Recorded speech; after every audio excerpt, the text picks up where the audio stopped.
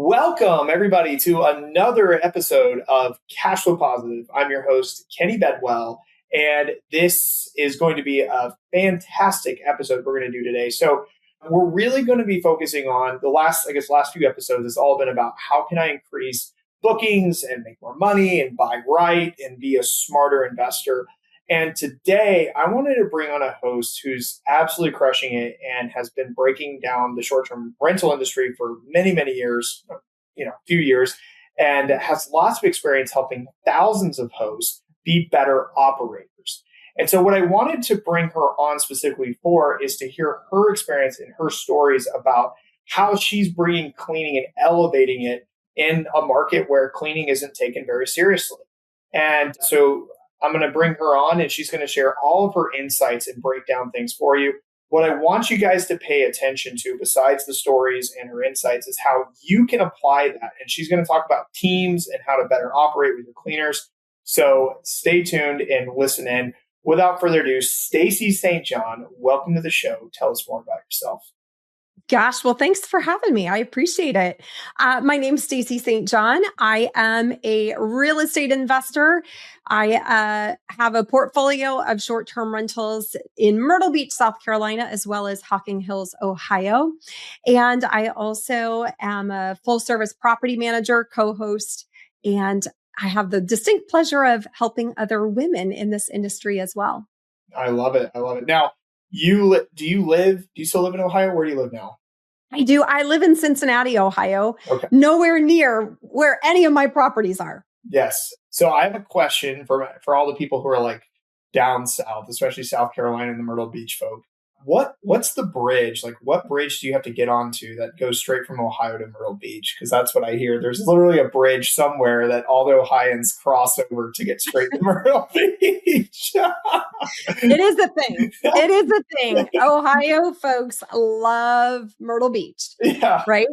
I that's what a local said. There's this weird bridge that they found and I can't find it, but they come straight over here. So when you've got Ohio. So for those of you wondering why she's in Ohio and Myrtle Beach, that's where they love to vacation. So I mean, no joke. I was there last week in line at the grocery store. And the people behind me were from Westchester, Ohio, which is where I live. I live in a suburb of Cincinnati called Westchester. And we were both like, wow, that's a crazy town. Yeah. But yeah, it's a thing. That is.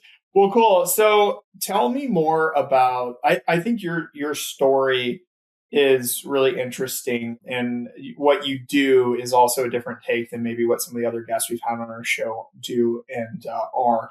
So first off, to give me a little bit more background about how you got started in short-term rentals, and then tell me more how that led to your community and the things that you've built out today. Yeah, sure.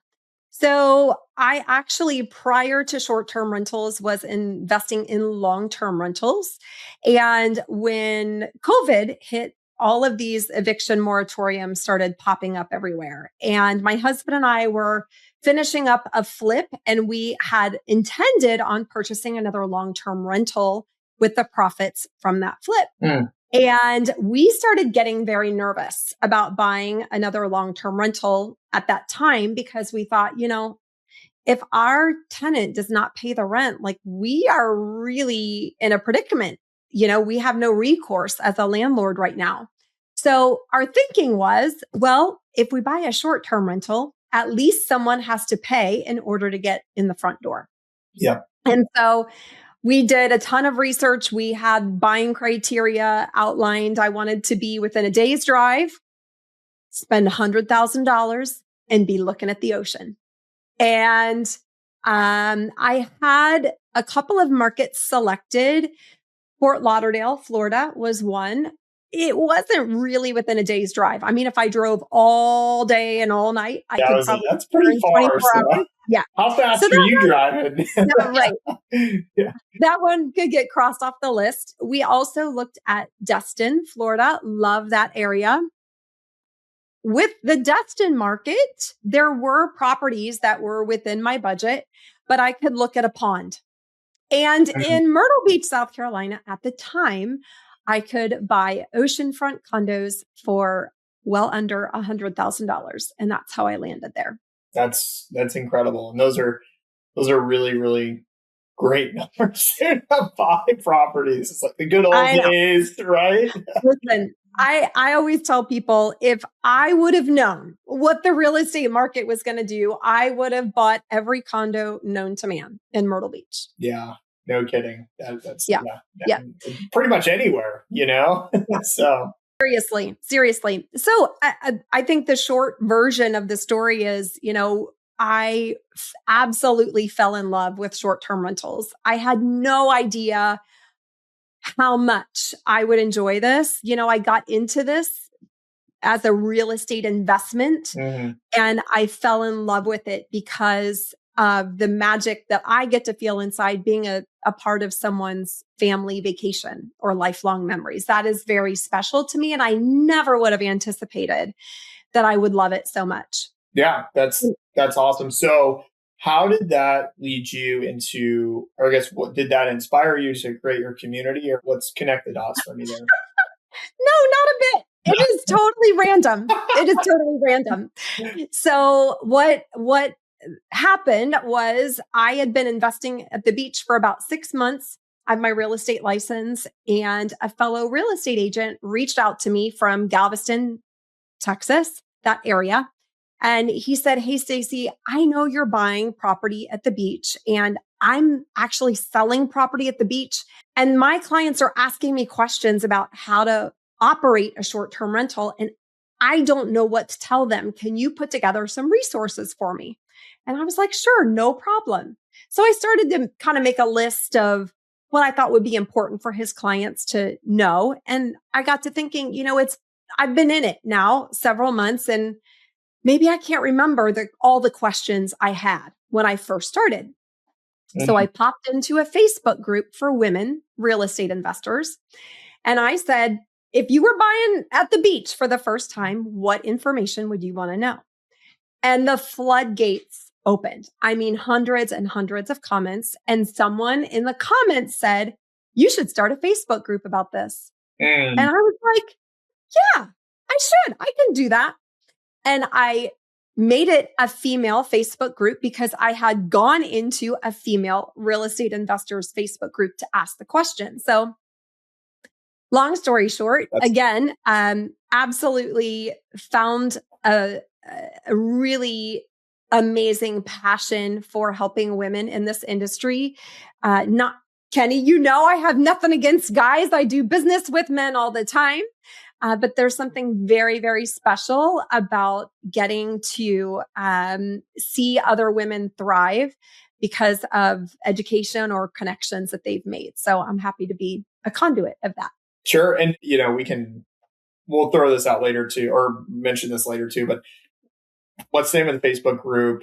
There's how many people are in it? 30,000, something like that? Like how many? Yeah. So yeah, the Facebook group, it's called Female Short-Term Rental Investors. As of today, we've got about 66,000 women. Sorry, I was like half. Yeah, I know. I mean, just gaslight your Facebook group. Sorry about that. Yeah. Oh, there's only a few people in it. She's like, there's just 66,000. It's fun. And you know what is so cool is every day we have women that come into our community and they are inspired to see what other women can do. Like they're inspired by other people's stories. And that is so neat to see. And we get to help them along their journeys. So Stacey, you've got this wonderful Facebook group going on. You've got this powerful community you've built, which is awesome. At the beginning of the show, we were catching up a little bit. And I think what you were talking about, the stuff that you're working on, we mentioned, maybe people want to do this, maybe not, but it's really, really fascinating with the impact that cleaning has on ratings and reviews and essentially income, which is what people care about, right? They want to make more money. And so tell me about tell us what you're working on today with that cleaning aspect. And then we're going to dive into that more. Yeah, sure. So recently I have launched a division of my property management business solely dedicated to cleaning because I recognized that the cleaners, as we all know, are such a critical part of our operations as short-term rental hosts. And what I was finding, I was working with third-party cleaners and I would give feedback. I'd have regular 360 conversations with, the cleaning company owners sharing, hey, here's what's going well. Here's some opportunities. Here's, where I think we could do better. But that information was not being cascaded to the folks who were actually in the units cleaning. Mm. And so what I found was I had very little control over the quality of the clean. I've always had a business model where I have inspectors come in after every turnover cleaning and inspect the property to make sure it is guest ready. But what I was finding is I was paying my inspectors to essentially re-clean the properties after the cleaners because the cleaners weren't doing a great job. Yeah. So I decided, hey, I am going to hire my own cleaners who work only for me. And I'm going to hold regular 360 conversations with them, but I'll actually be speaking to the folks who are cleaning the units. And boy, oh boy, what a tremendous impact that has made. So I was able to last year improve my cleaning ratings by about 15% by changing my model. Also, I can attribute about 5% in revenue lift from these improved cleaning scores, which, your reviews impact your ADR, that all plays into each other. So I now had a team of people that were phenomenal cleaners that I wanted to keep busy in a very seasonal market. Yeah. So last spring, I started scratching my head going, okay, wait a minute. Once we get through summer, how am I going to keep all these phenomenal people busy because they need work? And so I launched a cleaning division so that we are helping commercial operations with their cleaning. And it's been tremendous. It's been a lot of growth in a very short amount of time, but it's been tremendous. That's awesome. That's great. I want to touch on a few things. So number one, I'm not sure if you knew this, but Myrtle Beach, this was about 2 years ago I did this research. Myrtle Beach was one of the lowest rated beach markets for cleaning on Airbnb. Well, I wonder why.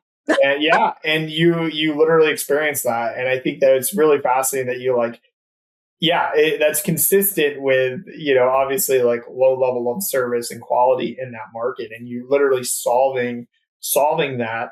But I think what I wanted to first touch on, the thing that popped in my head as you were talking about your experience and what you did to solve that was, when we peel back the what's going on in the industry today and how it's becoming more, I see it more professionalized.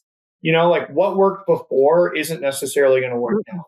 Poor cleaning or the low quality of cleaning that these companies have done, just like these poor, property management companies, just doing the basic things and not really providing an experience. It's just not going to cut it today. I mean, I'm assuming you're kind of seeing the same stuff in some of these beach markets. Is that, yeah. What do you think? Yeah.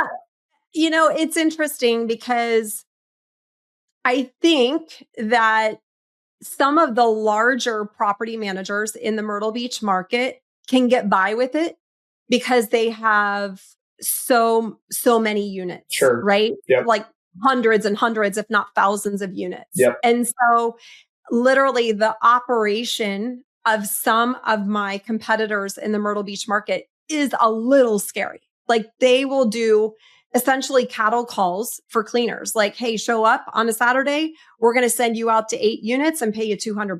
And I don't know the numbers, right? I'm making up the numbers, but they're not vetting their people. That. Yeah, I get what you're saying. Right? Yeah, they're not doing background checks. They are just literally come one, come all. You can walk into our owners' properties. Pop in right? and let's get you there. Yeah. And so, take a very different model where I really want to have people on my team who are aligned with our greater vision of what we're looking to do. And also have a passion for guest experience as well. And so oftentimes with my Airbnb market manager, we have discussions around cleaning fees. So most months I will hear, Stacey, your cleaning fees are 30% higher than your competitors. You need to bring your cleaning fees down. And I say, no, thank you. No, thank you, because cleanliness is a really, really important factor to everyone who's hosting, right? And I will pay for quality and my guests will pay for quality. Yeah. They recognize that when they come into a Cozy Getaways property, it is clean and they appreciate that consistency. I can walk into many places that are hosted by other folks and I do not have the same experience. So I think some people can get by with the poor quality, but they've got to be the massive operators. An individual host, a small boutique host. I've got about 40 units that I manage. A small boutique host, we need to always have our best foot forward. Yeah, I really like that. I think that going off that, yeah, we have to put quality first. And people are willing to pay for quality. They're willing to pay for stay at places that are nicer than their own. And that the demand for that is becoming more and more so. And so although people want to save money, but at the end of the day, if you're chasing people who are trying to save money in the middle of peak season, like the penny pinchers, essentially, they'll pay for the lowest thing because they associate quality with price. Mm-hmm. And that's actually like a buyer avatar. That's not necessarily like right or wrong. Correct. My mom, funny story. My mom is like that. I love the lady. She's my mom. I love my mom very much. Shout out to my mom for listening. She's my only listener. Just kidding. But she is like that though. She will. I remember the other day she got these steaks from the store and she was bragging about how good they were going to be, but it was all about look at the price I got them at. Mm-hmm. Be excellent. Mm-hmm. And they were like cheaper than dirt steaks. And I was like, Mom, these aren't even like USDA approved. These are like from Mexico. Like literally said from Mexico on them and not like any, like no. And I'm like, I don't know if we should actually be eating these. Like they're not, and she's like, oh, but the price. And I'm like, yeah. All right. And so anyway, I guess we live to tell the tale. I'll see if I get mad cow disease later. But there you go. But for her, she associates price with quality, but that's not really the type of guests we're trying to go after here for the most part. If we want to maximize revenue, because they're not going to get us to the point where we're going to get the best returns possible, right? Mm-hmm. So I don't know. What are your thoughts on that? Well, I mean, something to also keep in mind. I agree with you. I'm also going to probably take a little bit of a different approach. Is it depends. It depends on your own experience. I see so many people, Kenny, and I know you do too, that are spending millions of dollars on one single property. Well, for folks who are investing in a studio condo in Myrtle Beach or a 1-bedroom condo that, they're spending $150,000 right now still to be on the oceanfront. For those types of folks, it may intentionally be, hey, I don't care about maximizing revenue yet. I want to make sure I am learning the ropes, that I am understanding my ideal guest. About 60% of the users on Airbnb right now are millennials. Okay. No, Gen Z. I get all the generations mixed up. Hold on. They're the young people. Okay. They're the young people. Young folk. The young folk. And guess who are the most price sensitive? The same young folk, Gen Z. Yeah. Right.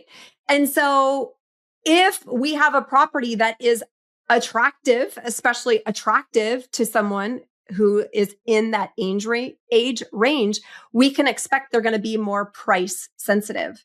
Whereas if you and I have properties that are appealing to an older demographic, maybe baby boomers, and they're bringing, their children and grandchildren, they're not going to be as price sensitive. And so anyway, I think it's important to just understand your audience and who your guests are who are visiting your property. Right. Does that make sense? No, it does. It does. It does. And I think that going with that also, that it ties into your fees. Like people are willing to pay for, if they look at the reviews, if you have a 4.995, whatever, you have high reviews or a high rating for cleaning, and then they see the other property they're comparing to, maybe it's cheaper, maybe they charge less, but they have a 4.7. I personally, me as an Airbnb user, if I see anything less than a 4.8, I start asking questions. Right. I start starts to trigger. Like, am I going to have, is this going to, I don't really want to deal with that on vacation, And so I think people see the higher ratings as certainty. And I think there's a lot of people who are willing to, I'm sure, obviously you're doing it and being successful. So I assume you're seeing people willing to pay the higher fees. Well, and it's interesting now. So Airbnb doesn't really display those cleaning fees to guests any longer. And, I have to wonder if people know, obviously, that they are paying a cleaning fee that could be higher than my competition. On Airbnb, they may not realize that. If they're coming to book directly with me on my website, my cleaning fees are very clearly displayed. But to your point, I think it's my guests are willing to pay the cleaning fees, and because they appreciate having a clean place, right? That's my guess. That may not be the same for someone else, but I think it's certainly interesting how Airbnb is also not showcasing how guests are really, what they're really paying for. Right. As a way to, try to combat people booking a hotel. Yeah, I get it. I get both sides, Yeah, I do too. But what's interesting though, I throw this out here. It's not on whatever. We can talk about whatever we want, but I'm curious, have you seen more as a consequence of this? Have you seen more VRBO bookings because of the changes that Airbnb's made? Well, it's really interesting because I've historically had a handful of properties that I call my Vrbo properties. And I don't know why, but I just have certain properties that tend to book on Vrbo a ton. And I have seen an expanded amount of Vrbo properties in the last 6 months, for sure. I think Airbnb, I still get a lot of Airbnb bookings and appreciate, obviously, them sharing my properties on their platform. But I do think it's a challenge right now because I think professional hosts that are API connected do not necessarily have an even playing field when it comes to individual hosts who are directly on the Airbnb platform and still not having to subscribe to that single service fee model. Their rates are going to be more competitive, probably. Yeah, well, I was actually talking. So I booked a place for. They might even be listening to this podcast. I booked a place of my family. So we live in North Carolina. We're trying all the beaches, and so for this summer we're trying Ocean Isle Beach, not terribly far from Myrtle. Maybe. Oh yeah, I used to vacation there as a kid. You'll love it. Yeah, I'm excited. And so we're looking for the perfect place. We find this place, and obviously the host knows what they're doing. Like, it's really nice. And I'm on Airbnb and I'm looking at the price. I'm like, I'm going to go over to VRBO and see if they're on there because it's a beach market. I go on there and they're $2,000 cheaper on VRBO. Mm-hmm. And then I tried. He doesn't have a direct booking site. I was hoping to find that because I guarantee that would have been even cheaper. Oh yeah, but booking site. I booked on VRBO because it was cheaper, right? I'm getting the same nicer, this nice place. And I was messaging the guy, and he knew who I was. He was like, "Is this the Kenny Bedwell?" And I was like, maybe his less attractive, cousin, right, also named Kenny. But yeah, I was like, yeah. And he's like, "Oh, I'm honored." And I was asking him about that, but I was like, yeah, it's way cheaper on Vrbo. And I've noticed more on my properties too. We're getting a lot more Vrbo bookings, and a lot more traction there. And I'm kind of asking people hey, are you seeing the same thing? It sounds like we are. So yeah, it's just interesting.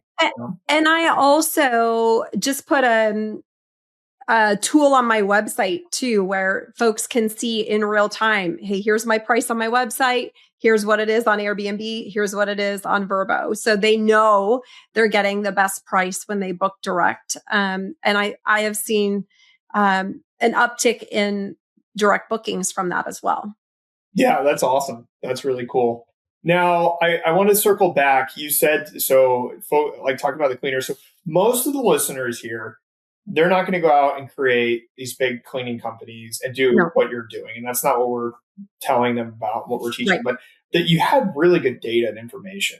You said that you saw a 15% increase in ratings by making these changes and roughly 5% bump in revenue. Mm-hmm. So most of these people who are listening are just have mom and pop cleaners and services. So what specifically are you looking for, to improve, and how would you, what would you tell people to tell their cleaners to, hey, what do they need to stay on top of? Oh gosh, so many things they need to stay on top of. But first and foremost, your listeners need to be tracking their review data. So many people are looking at reviews and they're like, oh my gosh, I got a 5-star, great. Or, oh my gosh, I got a 4-star, the world is going to end, right? One or the other.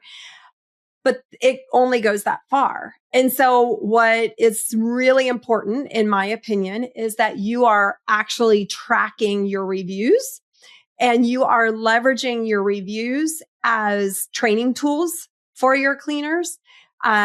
You are leveraging your reviews to know, hey, I've got a cleaner assigned to this property and this property is, 20% down compared to my other property with a different cleaner, right?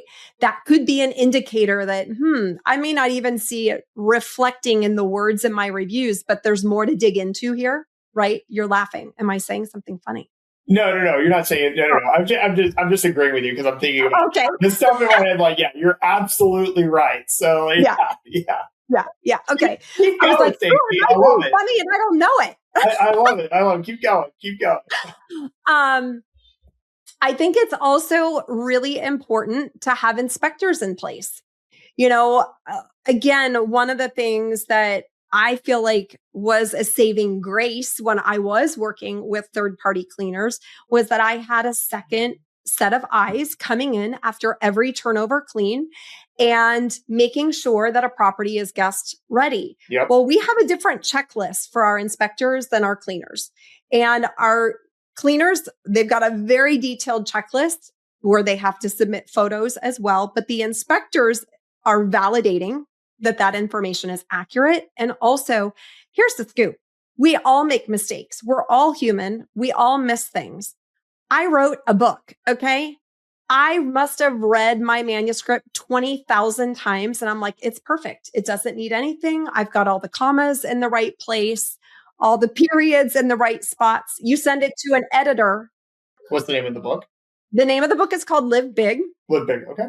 Has nothing to do with short-term rentals, everything to do with mindset as an entrepreneur. But the point is I can do my best work and I have proofread it and I think it's fine.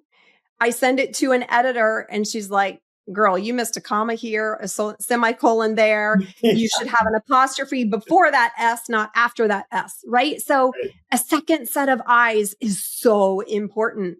So making sure that we have inspectors that also have very defined checklists is important. I think it's also really critical that we are having 360 conversations with our cleaners. And as much as you can, make sure that you're talking with the cleaners who are in the property, not the owners of the cleaning company, because that was, again, the huge gap that I saw. That's a really, really good point. And we've dealt with the same thing too, because when you talk to the owners, they're the ones who aren't cleaning the property. Now, a lot of times, so like, for example, I think of, the company I use in Kentucky, they're owners that they help clean, but they're not in the day to day, right? They hire all these workers and workers come and do it. And so you tell the owners are like, oh yeah, sure. But like, does that information actually get, Yep. Cascaded. Yeah. cascaded down to the workers. One, and then a term that you said, I want to know more.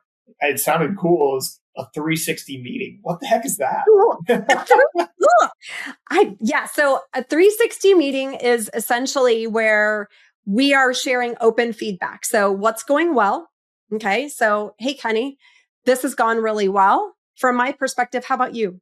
Right. So we're having a 360 discussion on what's going well. What are our opportunities for improvement?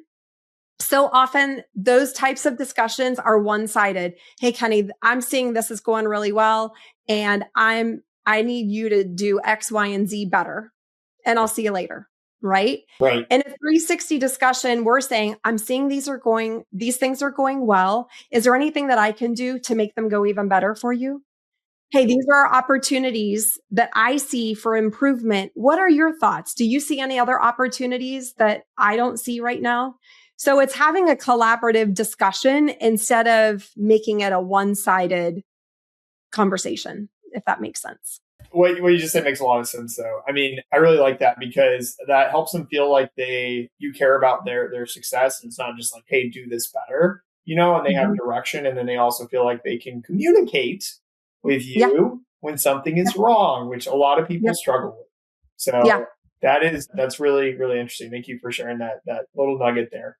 Okay, so in terms of, all right, so we talked about the quality person and having them. So what are your tips on finding these quality people? Where do they exist? Is there like a DoorDash for these people? Like, where do you find quality people to check? Well, I tell you, that is the hardest thing. That is the hardest thing. I know you're going to be shocked by this, Kenny, but I have found a large amount of my team to date has come from Facebook groups. So I have leveraged Facebook groups, local Facebook communities to recruit cleaners.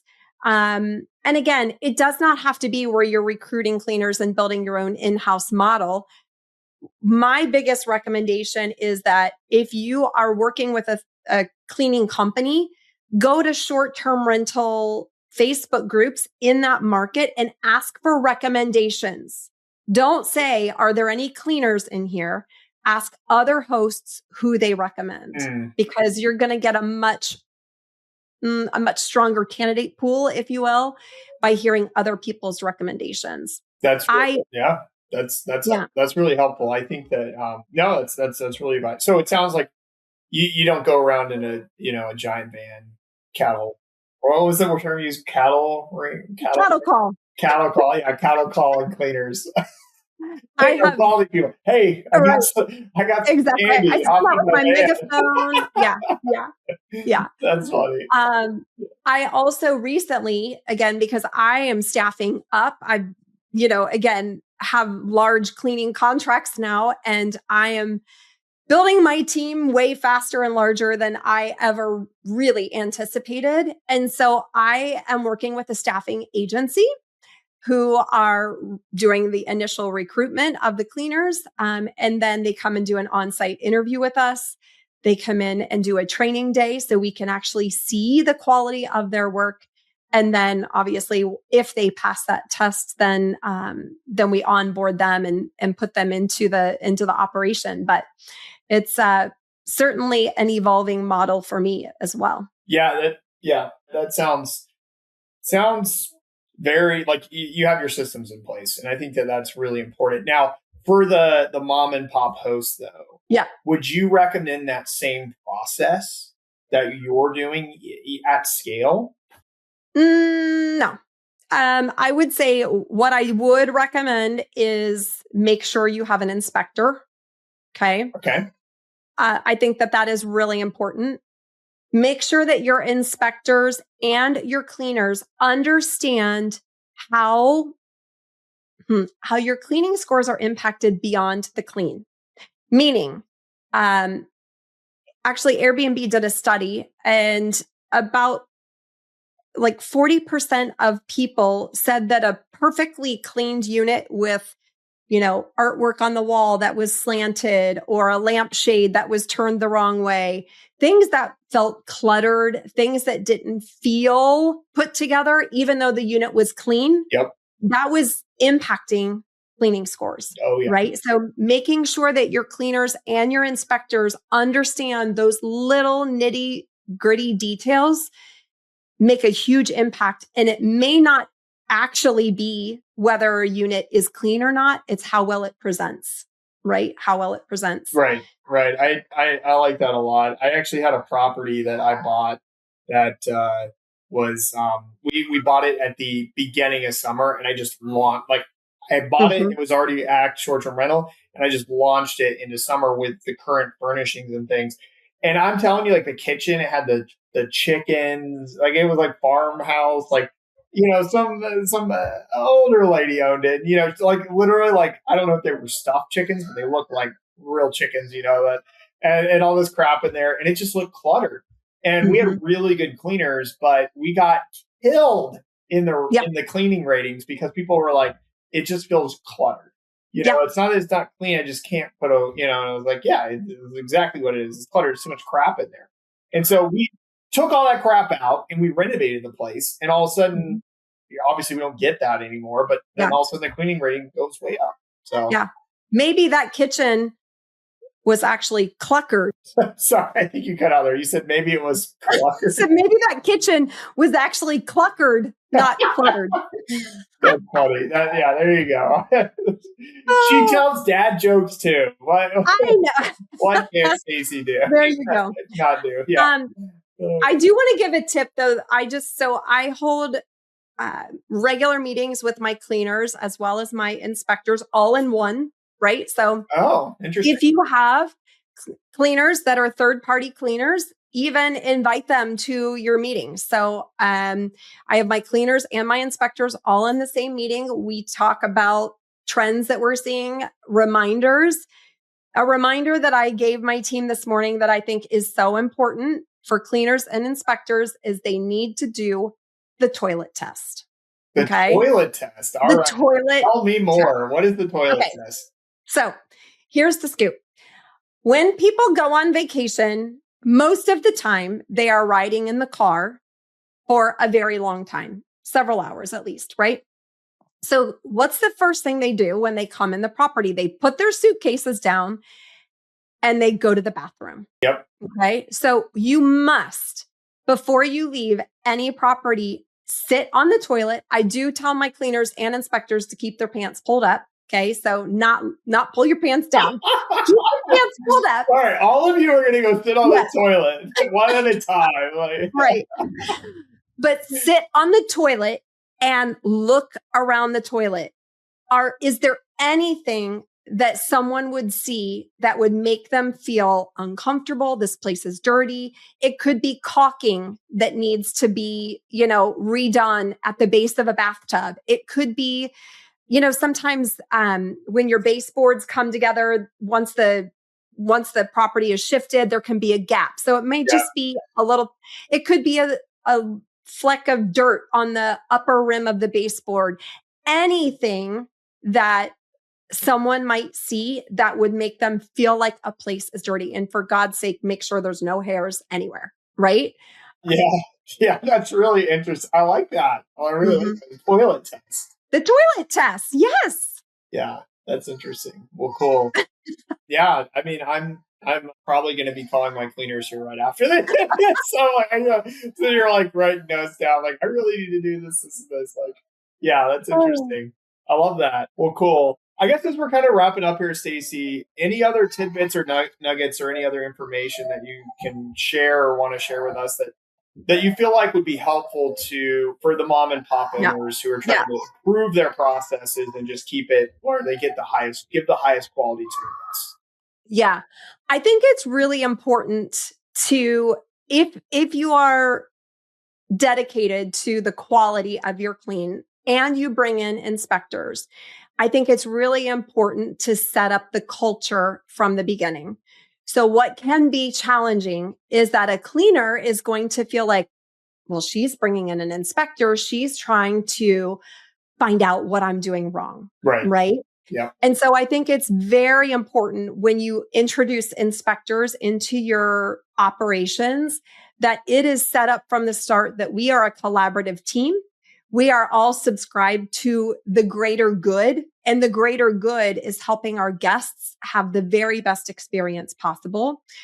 If an inspector finds something wrong, it is not there to ding you or to, point out what's wrong. It is an opportunity to learn and to be given an improvement for the next time. Right. So it never comes from a bad place. It comes from a good place. So I think making sure that your cleaners know, hey, we're not out to get you with these inspectors, and you can be creative in what you call them. I call them quality control inspectors, right? And I position them to my cleaners. They are a second set of eyes. They are your proofreader, right? And so we have a very collaborative environment. Our team, our cleaners and quality control folks work together, help each other out. I think that that's really, really important. Otherwise, it's going to be very uncomfortable between your team members.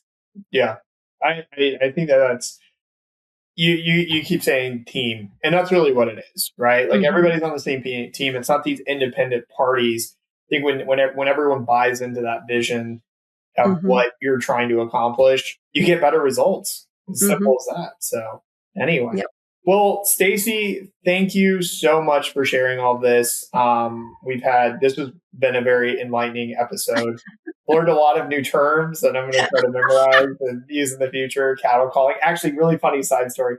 Anyways, listening to this, if you want just some humor for the day, go research. I think it was the Nebraska State Fair or Iowa State Fair, one of those two, husband calling competitions. So it's these women and they go up on stage and they give like their husband call, like how they would call their husband like for dinner or something or whatever. Oh, wow. Phone call. Yeah. Okay. It is hilarious. So husband call competition. Okay. Like stuff like that. It's so funny. Anyway, that made me think of the cattle calling thing. Whatever. All right. That's awesome. I am glad we've had such a meaningful discussion here, Kenny. Yeah, I know, right? We learned a lot. Yeah.